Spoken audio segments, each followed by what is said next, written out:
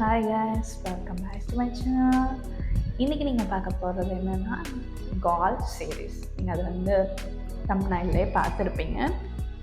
சீரீஸ்னு சொன்னால் நான் சும்மா எவ்ரிடே வந்து இந்த எபிசோடாக அந்த மாதிரி இல்லை. ஜஸ்ட் சிம்பிளாக நான் கோலுக்கு போனது தான் நான் இதில் வந்து காட்ட போகிறேன். இது நான் எப்போ போயிருந்தேன்னா மெய் வெசாக் டைமில் போனது தான்.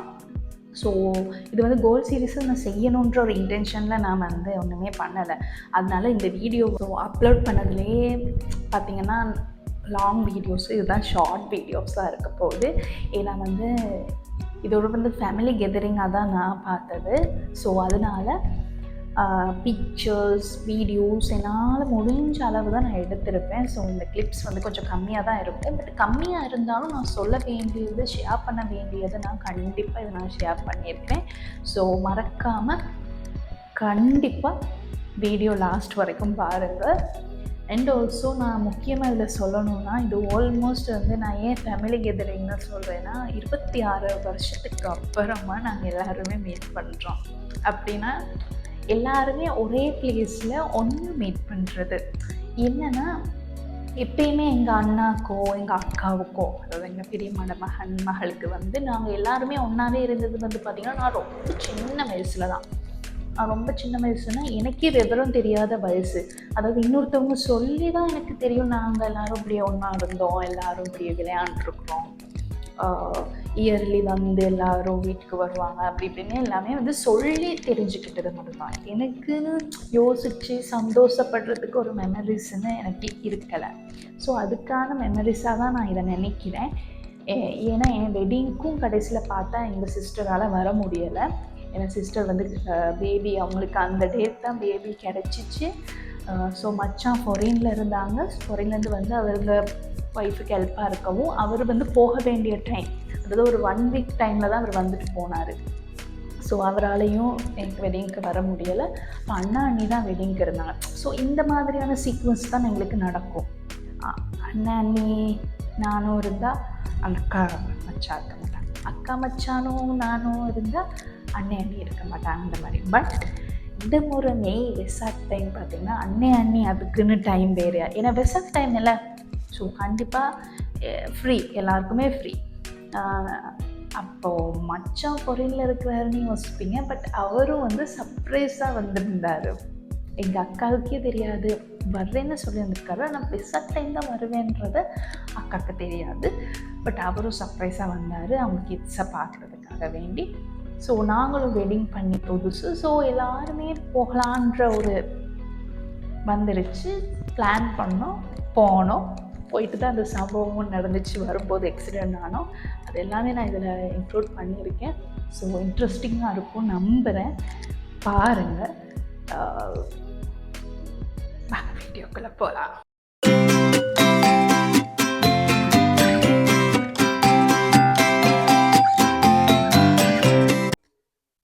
ஓகே, எங்கள் ஜேர்னி வந்து ஒரு ஏர்லி மார்னிங் 5:30க்கு தான் கிளம்புலேருந்து ஸ்டார்ட் ஆச்சு. நியர் டு 1 ஹவர் 1.5 ஹவருக்குள்ளே வந்து நாங்கள் பேருவலை ரீச் ஆகிட்டோம். பேருவலை வந்து அன்றைக்கி வந்து ஒரு சின்ன ஒரு பீச் இருந்துச்சு. கொஞ்சம் அவ்வளோ தூரம் வந்ததுனால கொஞ்சம் அங்கே இறங்கி நின்றுட்டு அதுக்கப்புறம் அங்கனைக்கிருந்து பேருவலை டவுனுக்கு வர்றதுக்கு ரொம்பவே ஈஸி. அங்கே தான் எங்களோட பெரியம்மான்னு சொன்னேன்ல, அவங்க வந்து ஒர்க் பண்ணுறாங்க, ஹோம் நர்சிங். ஸோ அந்த வீட்டுக்கு நாங்கள் போயிட்டு பெரியம்மாவை மீட் பண்ணி அவங்களோட கொஞ்சம் பிக்சர்ஸும் எடுத்துகிட்டு பெரியம்மா வெயிட் பண்ணிட்டு இருந்தாங்க. எங்களோட சிஸ்டரோட ஹஸ்பண்டும் வரக்காட்டியும், ஏன்னா எல்லோரும் சேர்ந்து வந்து டெம்பிள் போகிறதா தான் நெக்ஸ்ட் பிளானு. அப்போ நாங்களும் என்ன பண்ணோம், சரி இவங்க இல்லாமல் வீட்டுக்கு போனால் போர் அடிக்கும்னு சொல்லி நாங்களும் செப்பரேட்டாக, அவங்க 4 பேர் செப்பரேட்டாக வந்தாங்க. ஃபைனலி நாங்கள் அங்கே ரீச் ஆகிட்டு டெம்பிளில்.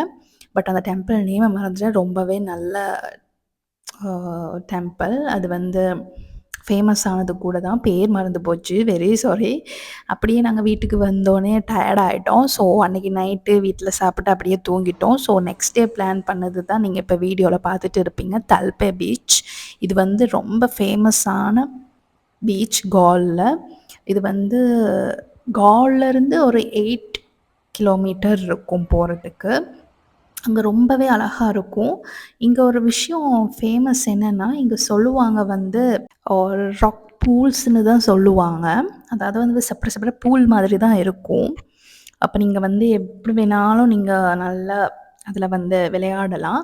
பட் இதில இருக்கிற ஒரு டிஸ்அட்வான்டேஜ் பார்த்தீங்கன்னா, நாங்க வந்து ஆல்மோஸ்ட் இக்கடுவ தான் எப்பயுமே போறது. அது எப்பயும் போறனால தான் நாங்க ஒரு சடன் பிளான் பண்ணி தல்பே பீச், போகாத பீச்சுக்கு போவோம்னு சொல்லி நாங்க போனோம். பட் இக்கடுவிலலாம் நாங்க போனோம்னா ஒரு 2 டூ 3 ஹவர்ஸ் அதுக்கும் மேல நாங்க தண்ணீல தான் இருப்போம்.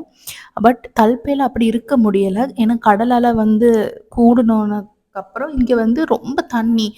அதாவது இந்த அப்படியே இழுத்துட்டு போற மாதிரி, பூல் மாதிரி தானே. அது வந்து கொஞ்சம் ஆழமும் கூட.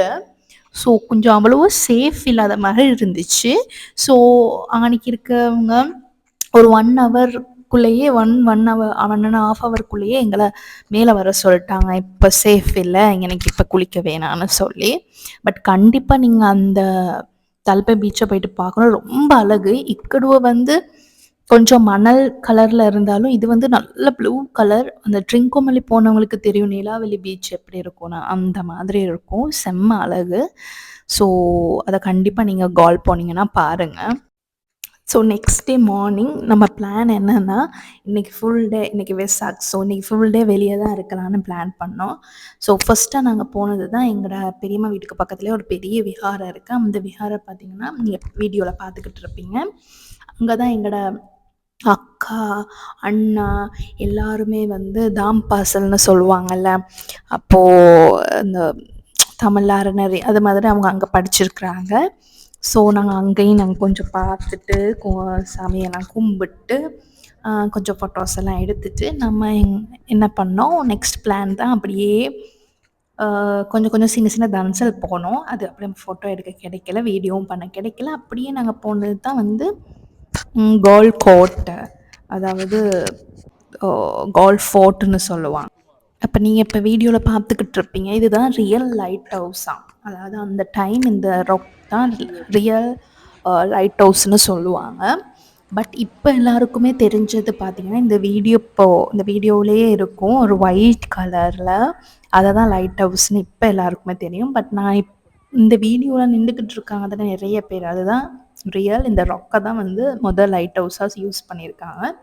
ஸோ இங்க வந்து ஒருத்தரு என்னன்னா இங்கேருந்து பாஞ்சு தண்ணீல விழுந்து அவரோட வருமானம் அப்படிதான் ஃபாரினர்ஸுக்கு அந்த மாரி ஒரு அட்வென்ச்சர் மாரி காட்டி, அவரு ஒரு அந்த ஃபேமிலி வந்து காசு சம்பாரிக்கிறாங்க. நீங்க வீடியோல பார்த்துட்டு இருப்பீங்க.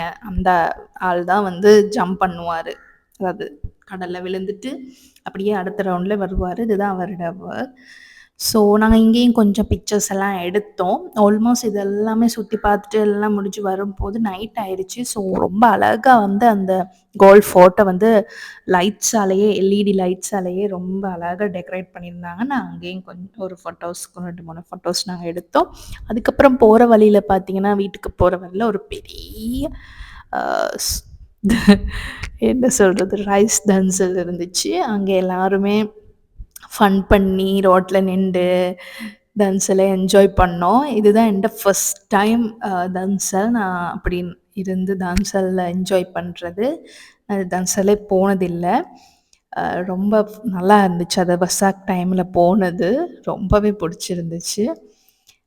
ஸோ உங்களுக்கும் எல்லாருக்கும் இந்த வீடியோ ரொம்ப புடிச்சிருக்கும்னு நம்புறேன். இனி நீங்க பார்க்க போறது தான் நான் ஆக்சிடென்ட் ஆகி வந்ததுக்கப்புறம் இருந்த ஃபோட்டோஸ். இப்படி தான் நான் வந்தோம். பெண்டேஜ் எல்லாம் போட்டு, இன்னும் உடம்புல நெறைய காயம் பட்டிருந்துச்சு. 2, 3 ஃபோட்டோஸ் தான் என்னால எடுக்க முடிஞ்சது தான் இதில காட்டியிருக்கேன். நீங்களும் எல்லாரும் ட்ராவல் பண்ணும்போது உண்மைக்குமே சேஃபா ட்ராவல் பண்ணுங்க. பைக்ல போறதுனா ரொம்ப சேஃபா இருந்துக்கோங்க. ஆல்மோஸ்ட் இந்த வீடியோ எல்லாமே உங்களுக்கு எல்லாருக்கும் புடிச்சிருக்கும்னு நம்புறேன். கோலுக்கு போகாதவங்க கண்டிப்பா கோலுக்கு போயிட்டு எக்ஸ்ப்ளோர் பண்ணுங்க. இன்னும் நெறைய பிளேஸஸ் இருக்கு.